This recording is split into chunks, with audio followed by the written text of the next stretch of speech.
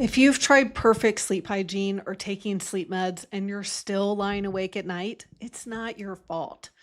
Today, I'm debunking the 7 biggest myths about insomnia that explain why everything you tried hasn't worked. And I'll share what's really keeping you awake so you don't have to live with insomnia forever. By the end of this episode, you'll understand why your body holds the key to finally sleeping through the night.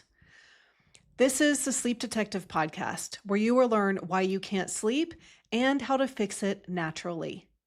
I'm Martha Lewis.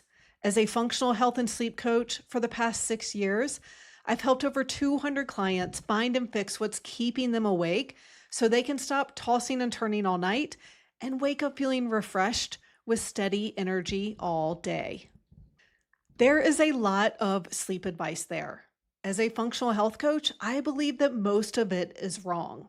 So let's get into the 7 myths about sleep issues that will explain why everything you have tried hasn't worked. So the big myth number 1 is that if you follow sleep hygiene, you will sleep. So this is the advice that is everywhere out there, right? If you Google how to sleep better, you're gonna find the same generic tips. Avoid screens before bed. Don't drink caffeine after 2. Don't drink alcohol before bed. Exercise every day. Now, I always say millions of people watch TV before bed every night and sleep just fine. Does it affect the quality of our sleep? Sure, a little bit, but it's not the reason why 1/3 of Americans have chronic sleep issues. And the reason those things aren't working, they aren't enough to help, is because there are imbalances in your body that are actually keeping you awake. So there's more to it than just avoiding screens and exercising, for example. So the most common physical imbalances in the body I see that affect sleep have to do with gut health, have to do with hormone balance. Most of my clients have high cortisol at night, which totally explains why you're awake if your body's releasing stress hormones at that time. There are usually liver detox issues, mineral imbalances, neurotransmitter deficiencies, and toxins such as heavy metals or mold. And so the only way to sleep better is to find what those imbalances are and fix those things and restore your health, and then you can sleep normally. So this gets me into the next myth, which is so many people have gone to their doctor and done blood work and everything is normal. Now, that doesn't mean that there's nothing wrong in your body. So here's why. Blood work is meant to indicate that something is seriously wrong and that there's likely a disease or disorder that we need to screen for. And so it's meant to diagnose something specific, but you could be progressing towards something and still be in range according to blood work. Now, another problem with blood work is that the lab's reference ranges, what the lab says are normal, are based on an average of people taking the test. So it shows what's common, not what's actually ideal or optimal. So I interpret blood work differently using functional ranges, which are optimal ranges that people have when they have no symptoms and are healthy. So there's a big difference between normal or common versus optimal. We want optimal, right? And so the functional lab tests I use show how different systems in the body are working so we can see what's out of balance. So these tests catch imbalances that blood work doesn't. And I will tell you, I have never had anyone's test results come back that shows nothing is wrong. Even if their blood work is usually normal or maybe a couple things are out of whack, the functional lab tests always show things that are wrong, but nothing serious, just imbalances that definitely explain why people aren't sleeping. So if you go to your doctor, and, of course, they're going to recommend following sleep hygiene. Of course, they're going to do blood work and say everything's normal. And then they're going to tell you it's all in your head because honestly, they don't know what else to say, right? And so your doctor might tell you to see a psychiatrist or a counselor to get to the bottom of your anxiety or whatever else is causing your sleep issues. Now, of course, mental stress and worry can sabotage sleep. And that's something that I help my clients with as well. We want to reduce overall stress, both in the mind and the body. But there's always something physical going on in my clients' bodies that are explaining why they can't sleep.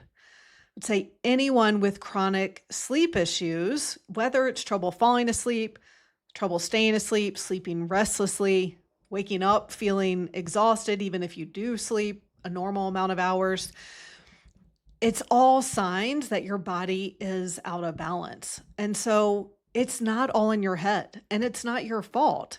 It's not like you can't control your mind and it's anxiety that's causing your mind to race at night. Instead, it's the imbalances in your body that are causing your body to release stress hormones that make your mind race, that make you feel anxious. Now, if all of these things don't work, right, your doctor or psychiatrist is going to prescribe sleeping pills because, again, they don't know what else to do. And so it's a way to cover up the symptom. But that's the thing is sleeping pills are a band-aid. They aren't addressing the reasons why you aren't sleeping. They aren't addressing the root cause. They are just sedating you and making you go to sleep, but not getting to the root of why you aren't sleeping. And as I'm sure sleeping pills have side effects, they actually change your brain chemistry. So to get off of them can be very difficult and take a lot of time. They also increase your risk of dementia and even death, it's shown. And so it's not the cure, right? They're not curing insomnia. They are, again, covering up the symptom. Now, your doctor might also tell you to go and do a sleep study. This is also the typical response to, okay, I can't sleep, go get a sleep study done. This is the thing with sleep studies. They are primarily looking for sleep apnea and maybe other extremely rare sleep disorders. So if you don't have a true disorder, they're not going to actually show why you can't sleep.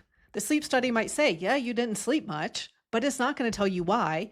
And that sleep doctor is going to prescribe a drug because that's what they know to do. And I also want to add that sleep apnea and insomnia are two different things. So some of my clients have both. You can have one or the other. Apnea is disordered breathing while you're asleep. Insomnia is you might wake up from that disordered breathing from apnea, but if you don't fall asleep, if it takes you 30 minutes to 2 hours to fall back asleep or you never fall back asleep again, then that's insomnia. So a sleep study, again, is going to show apnea. It's not going to show why you can't sleep. So I also want you to know that unfortunately, sleep problems are not going to go away on their own. And you've probably realized this at this point. I mean, many of my clients have been struggling to sleep for years or even decades, or it's been off and on. And some even since childhood, and they've tried so many different things and nothing has helped. So their sleep issues never fully disappeared. Maybe they have some decent nights here and there, but trouble sleeping has been present most of the time, and it may have been up and down throughout the years. So they're probably not going to go away on their own. And that's because, again, it's a sign that your body isn't healthy. And I mean, even if you eat well and exercise and care about your health, like I did, and yet I still developed trouble sleeping, not sleeping and any other symptoms are a sign that things are out of whack, that things aren't totally healthy in your body. And so that isn't going to magically correct itself. And I've had so many clients try all the recommended supplements, right, of magnesium and melatonin and CBD and THC and all the different things, and maybe even general anti-inflammatory support supplements and things like that. And those may help. If the only reason why you aren't sleeping is magnesium deficiency, then magnesium might help. Same with melatonin, same with any of them. But again, that's more of a band-aid. It's not getting to the root of, okay, why isn't your body making enough melatonin? Because that usually has to do with gut health. Why don't you have enough magnesium? It could be because you're not getting enough from your diet or because your gut isn't healthy and it's not digesting food properly, so you aren't getting the magnesium that you do need from food. So, the only way to sleep better is to find what's out of whack in your body and then correct it and restore your health. And then you can sleep normally. And so I just want you to know, because if you're one of those people who've been struggling for a long time, you probably think you have to live with this forever. And I want you to know that you don't. And I get it. The longer it's been and the more things you've tried, the more hopeless you'll feel. But I want you to know that it's possible to get better. You just have to find the root cause. And so this is totally fixable.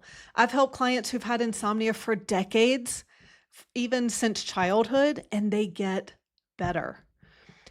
For example, my client Amy had been struggling with sleep since high school, and she was off and on Ambien for years. Within 3 months of working together, she's sleeping great without Ambien. So if you are ready to get to the bottom of your sleep issues once and for all, you want to sign up for the Complete Sleep Solution program. This is my one-on-one private coaching program where we'll work together for 6 months.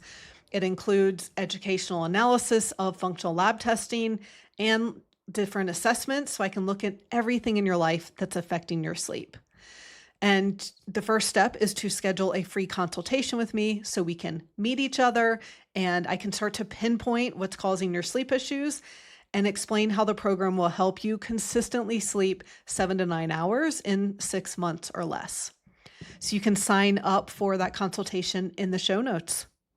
All right, thanks for listening, and I will talk to you soon.